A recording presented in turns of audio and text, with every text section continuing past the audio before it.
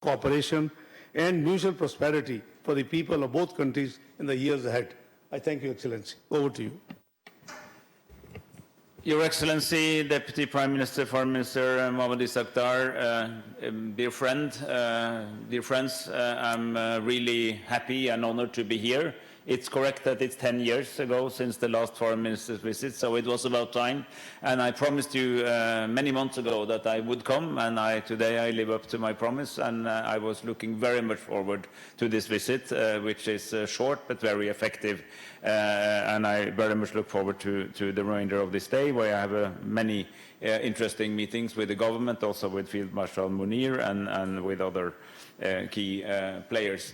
I want to say, I echo everything that was said. It's a strong partnership between our two countries, between our two communities, the people of Pakistan and Norway. We have a sizable diaspora of Pakistani descent, Norwegian Pakistani citizens in Norway. Many of them are in key positions of politics and society and are a very welcome contribution to our country. And the fact that we have so many people who know these two countries intimately should also be yet another argument for strengthening our economic ties. So as the Deputy Prime Minister said, we are also discussing that in the context of specifics, but also a desire to strengthen our trade relations in more structural ways, which will be a topic for upcoming discussions, including in the context of the EFTA-Pakistan partnership, which could be developed further, and that would provide for more economic relations for mutual benefit. I also really want to reiterate again our strong support for the very important role that Pakistan has taken in this very dramatic war that started on the 28th of February with the Israeli-US attack on Iran. Norway was one of the Western countries that were clearest and earliest in stating that this war in itself is a violation of international rules. If we stand up for international law, it has to apply to everyone, everywhere, all the time. And even if we have significant disagreements with Iran on other issues, they also have the right to be protected as a state, as we all have. That also means that we had an entry point to Iran, as well as we, as a close ally of the US, have excellent relations with Washington. And knowing this field of peace, mediation, facilitation, I know how hard it is. I know what a massive task you're taking on when you offered Islamabad, not only as the venue, but also as the facilitator of these talks. And I think that what you personally, Mohammad Ishaq Dar, but also your Prime Minister, the Field Marshal, what you have been doing is really a service to the world, and hence also to us. This matters to us as a citizen of the world.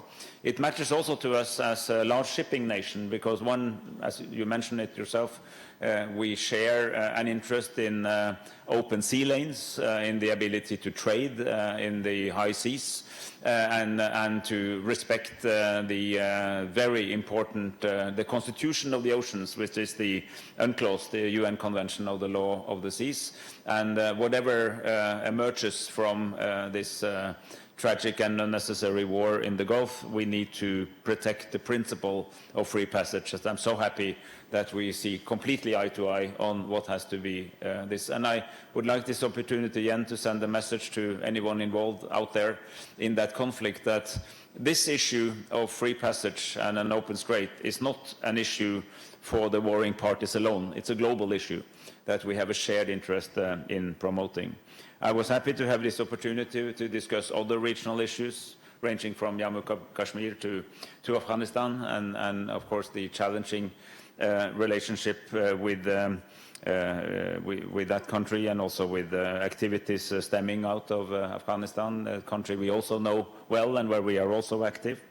I was glad to learn more about this new trilateral defense cooperation. As you kindly mentioned, these are three countries with whom Norway have very good and close relations.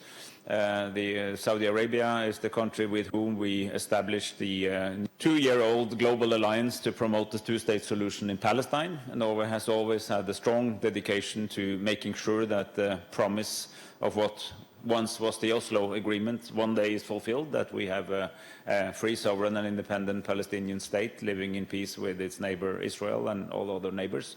And we keep working on that. And I'm again very happy that this is also an issue where Pakistan and Norway totally agrees and cooperate.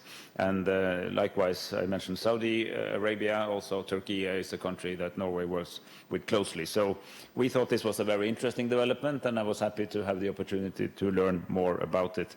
And then finally, I was very, in my relatively recent past, I was also Minister of Climate and Environment, and for that reason, I followed these negotiations very closely. I've seen the extreme effects on Pakistan of floods and other expressions of climate change, and I'm happy to have a foreign minister colleague that is so dedicated to that case. And we agreed that while of course we have specialized ministries for this, it's also a foreign policy issue.